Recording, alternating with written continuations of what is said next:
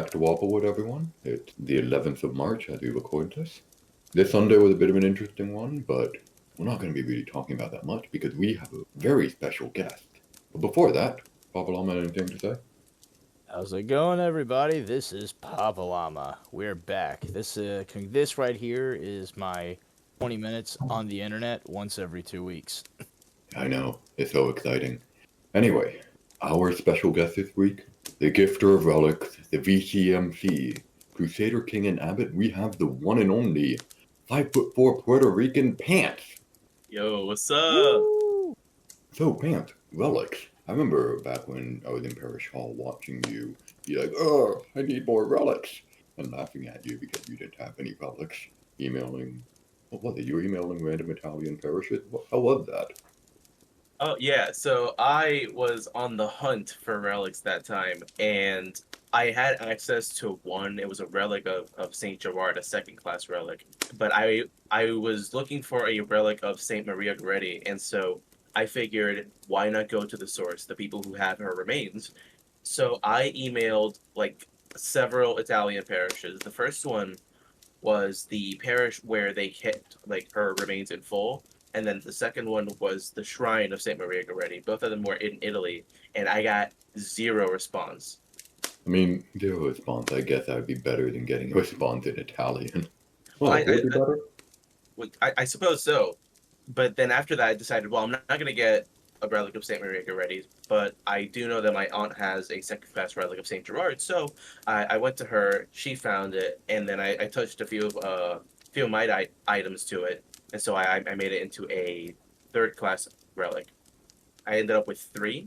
And then, sometime after, I was contacted by Snails, and she wanted 3 items to be blessed to it. So she sent them to me over the mail. And then I touched them to the relic, and then I sent them back. And it turns out that one of those was actually going to PapaLlama. They were St. Gerard medals. Oh, very interesting. Yeah, Mrs. Llama was very excited about that. Well, I'm glad to hear. I've always wanted there's a very specific relic that I'm looking for. I know in my heart of hearts, 99 to 100, I will never find it, but I will still look for it. I've seen the, third-class relics, like the ones you mentioned you gave to PapaLlama, all over, it's called Etsy, and I'm like, I think this is too close to simony for me to be willing to buy one. You know, and this is a little bit of my skeptical side, is that I don't really trust places like Etsy for that kind of thing. I don't know how else to put that. I'm sure that there are some people on there who do sell real or give whatever. They have real third-class relics, but you can't guarantee that. Yeah, and that's the thing about third-class relics. I get how they hold value to people, but also first selling relics is already kind of a bit questionable. Yeah, I can see that being faux pas. I'm really thankful that Pants, I know it was Snails organized it, but that Pants was willing to work with Snails on that. And then because even before our first child and now our second, we have prayed, had intercessory prayers to St. Gerard, and we have had just some really great births and pregnancies. So I am very thankful. Oh, is that what St. Gerard is the patron saint of? Yes. Yes, I believe the story goes that after when he was alive, he had given some woman had asked him a question or for assistance with about or pray on her behalf, something related to a pregnancy or something, and he dropped his handkerchief. She picks it up. He tells her to keep it. He passes away, and she goes into labor later in life, and they're pretty sure they're going to lose the woman, the mother, and she asked the doctor to bring her the handkerchief that Saint Gerard had given her. They bring her the handkerchief, and she survives, and the birth goes very well. Right, it goes from being a terrible situation to a good situation almost instantaneously. Wow, that is one sure intercession. Wow. Yeah, it's about as good as you're gonna get for that situation. Yeah, that's one of the things. I'm going through first aid training right now, and it's like the section on how to do a field birth is it's interesting because it's a very important thing that you know how to do. But also, I would not trust myself to do it 100% of the time. It's like, ooh boy. Talking about getting the first aid right. Sorry, I missed the like part of that. Oh, I'm getting my first aid certification, and part of the training for that is helping someone deliver.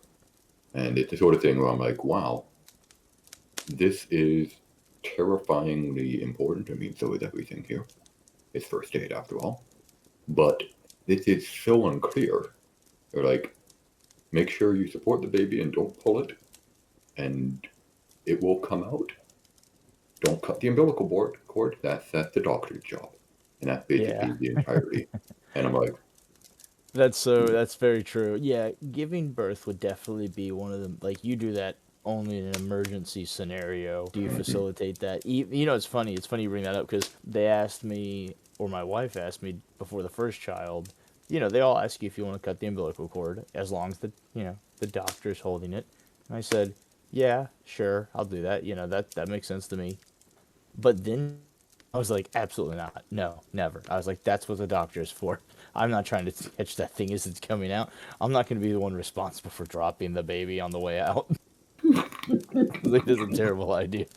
uh, I was at a farm trade show a while back, and I was looking at the goats, and just in the middle of it, one of the people taking care of the goats shouted, and then a bunch of other people ran over, and then in the middle of that, they just reach down and they pull out a baby goat that I hadn't even noticed was there out from the mother, and I was like, oh wow, so that's what it looks like.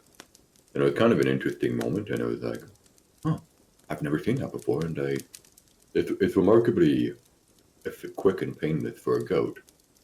But we aren't goats. We have unfortunately large heads. But all of the talk of birthing, while we have poor Pants sitting in the corner saying nothing. Pants, any comments? Any topics? I mean, on the topic of birthing, I mean, I guess I should mention that um, the relic that is like the center of the previous story, Mm-hmm. it was actually used for intercession on my behalf because Oh. yeah. So when when my mom was pregnant with me, it was a very, very painful and taxing pregnancy. She was basically almost entirely bedridden, and it didn't look good for me. Mm. And so they decided, okay, let's contact the family friend priest and see if he has anything that could help us. And so he's the one that grants usage of the relic because he had it with him, and then he gives it to my aunt.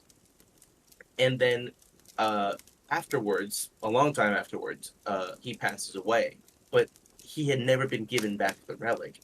And a funny story is, eventually, maybe not so funny the way, depending on how you look at it, his niece ended up like throwing all of his stuff out after he died. And so Oh. if that relic hadn't been left with us, it would have been thrown out and lost basically forever. Yeah, that's the sort of thing which all sorts of stuff gets just utterly tossed in these scenarios. It's the sort of thing where if you have anything important, I think you have to make it very clear in the will that it doesn't get thrown out and entrust it to someone you know won't throw it out. But I mean, state execution is always a messy topic. I remember I invited you on with the idea of talking about anime because like you're one of the big anime mods, and now So here we true. are halfway into the episode talking about pregnancy. So let's nerd out then. Let's talk about the anime. Let's just talk about what have I haven't gotten to watch a lot during this period of time, but Mm-hmm. let's just talk about it. I mean, we know that Pants loves Boruto and I think also Naruto. I'm betting Yeah, that both of those fall under your purview. absolutely. I love Naruto and I love Boruto. These stories are amazing. Just there are a few long running stories that capture the sort of magic that Naruto does and like keeps it consistently while also maturing with its audience. You know, you start with Naruto as like a small kid, but then at some point it goes from little kid Naruto learning about the harshness of the world to Naruto having to like faced with Naruto finding himself face to face with like everything that he ever knew and loved crashing down around him, and having to give an answer that neither his teachers nor his parents ever had to give to questions that they were never asked but should have been asked. And that's very vague because I don't want to spoil anything, but I Mhm. just find it very interesting how like this is the coming of age story of all shonen anime. Mm. I definitely think it was one of the. I thought I never watched Boruto, but I watched Naruto and Naruto Shippuden, and I thought it was one of the better long-running shonens out there for its. And I've watched too many. I've watched too many of them. There was definitely, I mean, and there's filler in all of them, but it was definitely one of the more enjoyable ones. The character development. That was the first time I saw really good character development out of a show. Prior to that, you had things like Bleach, which the character development was okay, and then even before that, you had Inuyasha, where the character development's, I would say, meh whole way through, and then way before that, you have Dragon Ball Z, where the characters, even though they get Mm. stronger, are fairly static. Yeah, the character development. Dragon Ball was actually the first manga I read. I was like Wapplewood Jerma, reading it, waiting for the next volume to come out. I never got into Dragon Ball Z. I was always like, once Dragon Ball ended, I was like, okay, I'm moving on now. There's a lot more character development in Dragon Ball than Dragon Ball Z, I hear. Yeah, it But wasn't. It was a shonen, but it was a very mm, specific length of time. It was also done in a different era where they didn't purposely mm, drag things out. yeah, I remember I got into it because Dragon Ball was one of the first shows I watched. Dragon Ball and G Gundam, and it was on Toonami. And I was homeschooled up until high school, so I would like at like 3 p.m. I would go upstairs and watch Toonami for like 2 hours, and that was super fun. mm. Pants, did you ever watch Toonami? I don't know your age, so how did I you mean, find your first anime? okay, so my first anime like at all was Dragon Ball Z. Nice. My first anime proper that like, I actually sat down to watch as an anime was probably Sword Art Online, and then in between the two was a lot of Pokemon, Diamond and Pearl specifically. Amazing, probably the best run of Pokemon they've had in a long time. Mm. Um, It's funny you brought up Sword Art Online. I've never rage quit an anime so hard as that one. I get that, dude. Sword Art Online, it's the sort of thing where it's a decent introduction to anime for anybody who's not familiar with the medium, but It was it's after they finished the first arc and they started the second arc and they kind of just and I'm not even gonna go to the premise, but the premise was so ridiculous. I just turned it off and I was like, that doesn't exist. The yeah. show's over an episode ago. That doesn't Mm. exist. That would never happen in real life. Not even in your most like crazy fever pitch dream would this occur. Ooh. No, absolutely. Fairy Arc Online is such a like massive turn from what the story was originally about, and the fact that the author kept trying to like put things in that just were not very, let's call them comfortable to watch. I found that it That's was better to definitely a just leave term the for story it. behind. It was like it was so brutal. I was like, this is what it's like one of those things where like somebody doesn't know when to let something end. Like it should have just been over, Mhm. but no, we're gonna drag this out one more season. We need more money. Yeah, I watched the first season of Sword Art Online, and then once it ended, I was like, oh, huh, that's crazy. And then I Exactly. stopped watching the show. I didn't even get to the second thing. And Oh, then you later I dude, came, don't you just stay where you are right now. Don't mhm, even Google it. Just never look it up. Just take my word for it. Let yeah. it fade into the distance. It was a great first season. I did also watch Gun Gale Online, which I thought was kind of interesting, but I mean, the when I side story. tried re-watching it recently, and it's like, oh wow, that was a fever dream. That's crazy. But all right, here's the question. I've mentioned it before. What do you guys think my first anime was? I think you've told me it's Hmm. Evangelion, It's Evangelion. Evangelion was my which first my introduction response to was like, anime. "Holy cow!" That's crazy. Yeah. Yeah. It was the first. My father showed it to me on Laserdisc. Like he had Laserdisc, That is Evangelion definitely not Laserdisc. going to be Baby Llama's first show. I mean, I'm Yeah. just saying, it's not But where I we mean, start. in his defense, these were Laserdisc he had gotten from Japan. They were in Japanese, like fully. So I didn't understand much of it. I was gonna Luckily, say that almost makes it worse. Like you don't even know what's going on. You just see people like losing their minds, yeah. giant things going on. And it was and like whenever something happened, I would have to ask my father what, and he would then explain what happened, and I'm like, oh, I see. Why am I? Well, I mean, it was fun.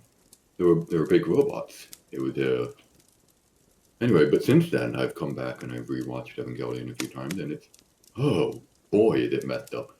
Have you guys ever thought about the religious implications of Evangelion? Yes, but you go. I mean, I haven't really watched it, so I can't really comment on it. What? So Okay. Paul, real fast. Let me explain this in the layman's terms before we get the Germanologue. So Evangelion, if I remember right, it's based on like I think it's roughly based on the Dead Sea Scrolls, and angels are like coming from heaven to earth to try to unite to grab this object, and once they make contact with the object, like the whole world starts over. You get like Adam and Eve 2.0. Kind of. Basically, all right. So Like this I said, I was show, dumbing this down before the yeah. Germanologue. All right. So this show is 30 years old. If you haven't seen it yet, bad news. I'm gonna spoil it. Basically, so as PapaLlama mentioned, yes, there's these angels coming. The reason why is because humans, as in Evangelion, are not the rightful heirs of Earth. We are the children of Lilith and not of Adam. The angels are the children of Adam. And you may be thinking, Jerma, what? It's not. It's not like biblical. It's basically Anno, the creator of Evangelion, read the Bible and saw the Dead Sea Scrolls and was like, "Wow, this is crazy. I'm going to use it because it looks cool." So a lot of this stuff, it just looks cool. You don't need to worry about it being deeply questionable He theologically. did really try really hard to go with biblically accurate angels, which was kind of funny. I mean, as close as you're probably gonna get. Like, not all the angels look like, bipeds. They like one of them's literally like a giant. What do you call it? Like a prism. Yeah, It's like a diamond. Anyways, and they then got crazy stuff.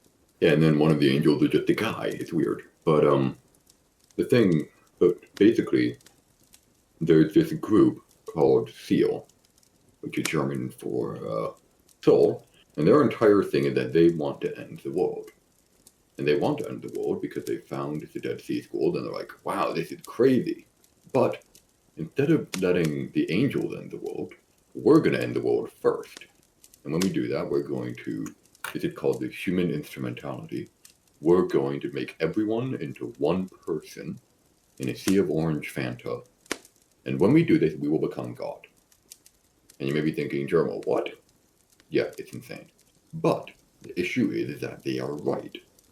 So the entire show is a bunch of teenagers getting progressively manipulated into ending the world, at which point, lo and behold, they do.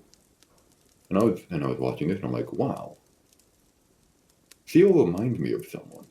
And then I remembered that this is what we call a millenarian ideology.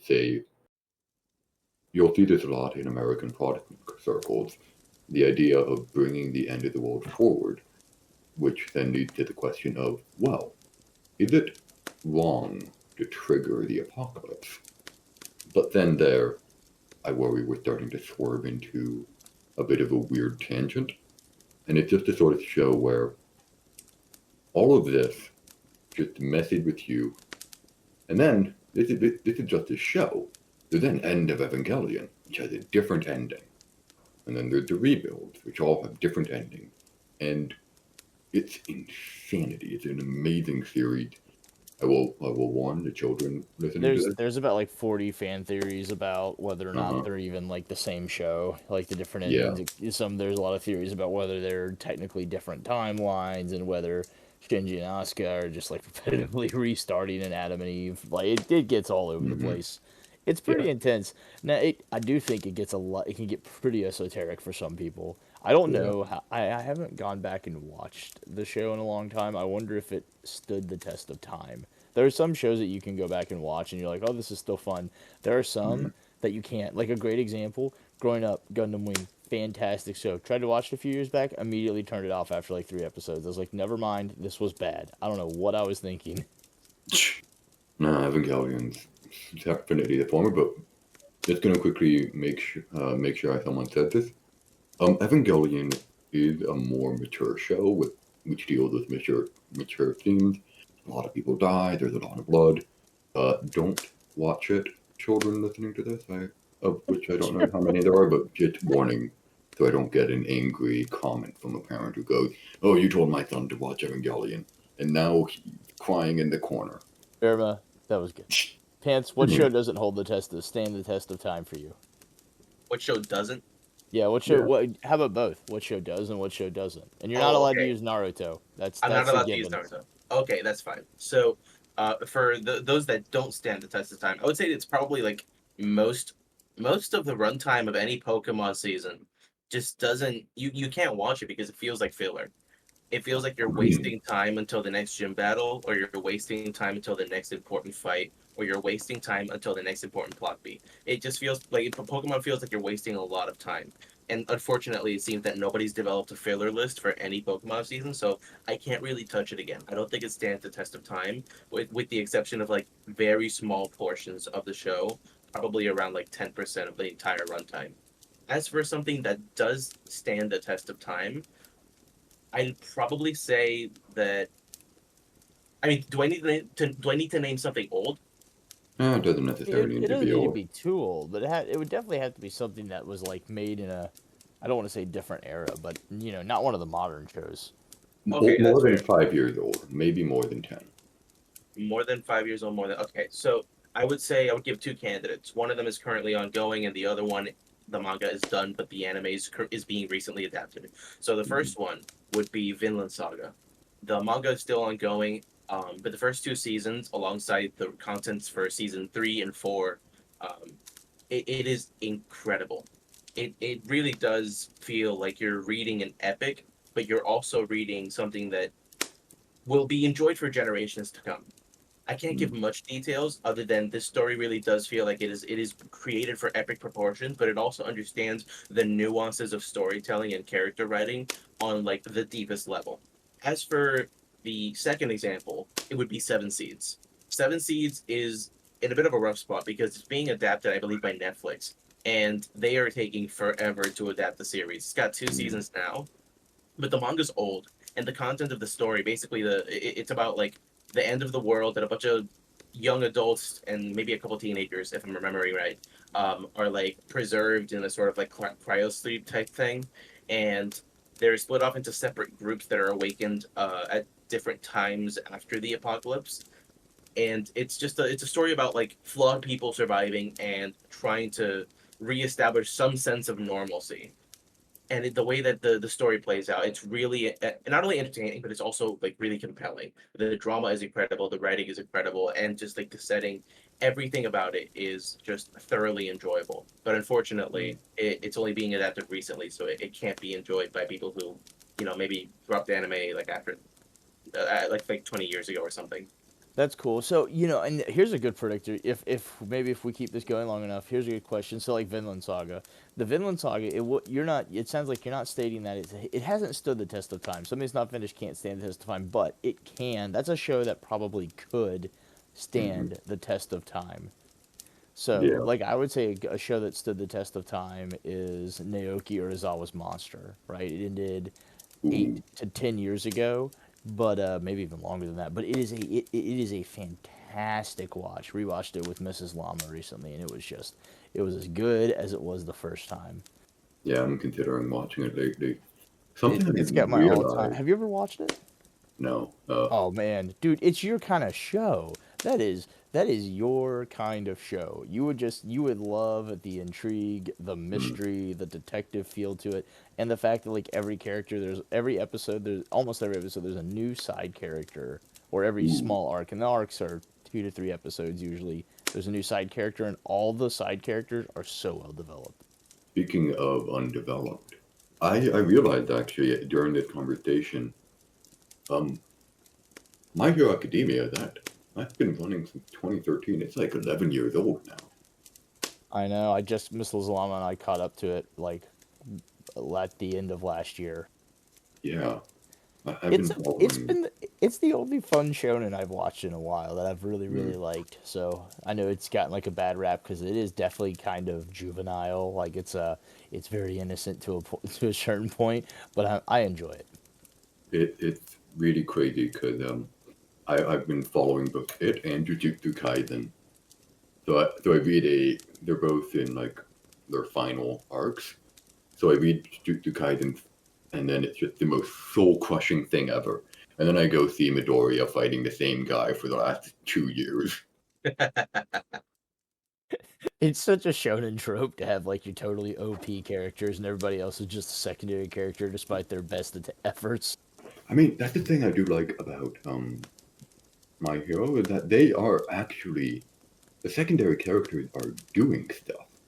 Like they cut to the secondary characters fighting people, and it's like, wow, they actually matter. That's crazy. Normally they don't. Like where was Sakura when Sasuke and Naruto were fighting Kaguya? I mean, she punched Kaguya in the head. Oh right, I forgot Sakura was actually there. She was actually She was there. Wait, where where was Guy Lee? I mean, where was Guy Lee? Well, Guy was on his deathbed because he had like sacrificed himself to No, fall for his night with Madara. no, that was Mike Guy, I think. Yeah, Guy Lee's the little one. Mike Guy's the big one. Oh, are you asking for Rock Lee? Rock Lee, that's his name. Oh yeah, no, he didn't do anything at the end. Yeah, where's Rock Lee? Rock Lee was like early on. Rock Lee was one of the coolest characters in Naruto. That was they never did enough with his character through the whole show, but because he had so much potential, it was such a fun character early on. I watched the he had this side show where he did comedy. I watched through it. It's like chibi style. It was actually pretty fun. It was Oh man, it was inconsequential, but it was fun. Especially if that watch. that makes me Yeah. think of a huge mistake I made way back. So I've been watching anime since before like it was readily available on the internet on different sites and whatnot. So I went into Best Buy. And I think my parents drove me out a few bucks, and I was looking for Full Metal Panic, but what I got was Full Metal Panic Fumofu, which is which is a total like offshoot of the original show. Oh, It's like mostly comedy, has nothing to do, very little to do with the original show. It is just this total splinter. And I got home and I'm watching this, I'm like, it's not what I expected it to be. And then like I get on, I think back then it was my anime list. I get on there and I'm like, oh no, I bought the wrong show. And so I watched the whole thing through, and it ended up being hilarious, but it was definitely not the show. Like I just totally missed the mark. Like, who wasn't yeah. getting that $20 back? I mean, at least you had a good time. It's Pants, because you're the kind of guy. Have you read the any of the side manga that they produced for My Hero? Sorry, not My Hero. Goodness me, Naruto. I have not, but something sort of related to what PapaLlama was saying. I actually started watching. I actually started watching Boruto before I had even like gotten through any substantial part of Naruto Shippuden. So when you see characters like Sai, for example, in the time skip, I'm thinking, what did they do to Sasuke? Why did they make him pale? What happened to his hair? And I was so confused. I remember watching it in high school. I would watch it in between classes just through subtitles, no audio. And I was like Right. so confused. And then I went back to Shippuden and I'm like, oh, this clears everything up. It's almost like they were meant to be watched in a particular order. That's hilarious. Oh There wow! would definitely be some confusion, yeah. I remember when they first introduced Sai, and I was like, this guy. But I think that's a story for another time. Unfortunately, we're running out our time period. And thank you very much for coming on. Let's hope we can have you on again. There is a lot more to discuss, and I worry that if Riley wasn't here telling us to stay with the time, we'd be here until midnight. This was a good episode for the weebs. Pants, Yeah. if you could recommend one anime to anybody that they should watch, what's it gonna be? I would definitely recommend, if they have not seen it yet, definitely would recommend Naruto and Naruto Shippuden. If you have seen it, Vinland Saga. You can't go wrong either way. There you go. Saw that one coming Mhm. from a mile away, but I had to ask. But Yeah. Vinland Saga is a good secondary. Naruto is very good, especially once you get the Shippuden. I was gonna say, you should also try Spy Family. It's also written as Spy X Family. It's funny. It's a thriller, well, thriller-ish, but it's nice and appropriate for all the new to anime people. Anyway, on that note, thank you for being on, Pat. I'm Jerma. And PapaLlama, have a good day.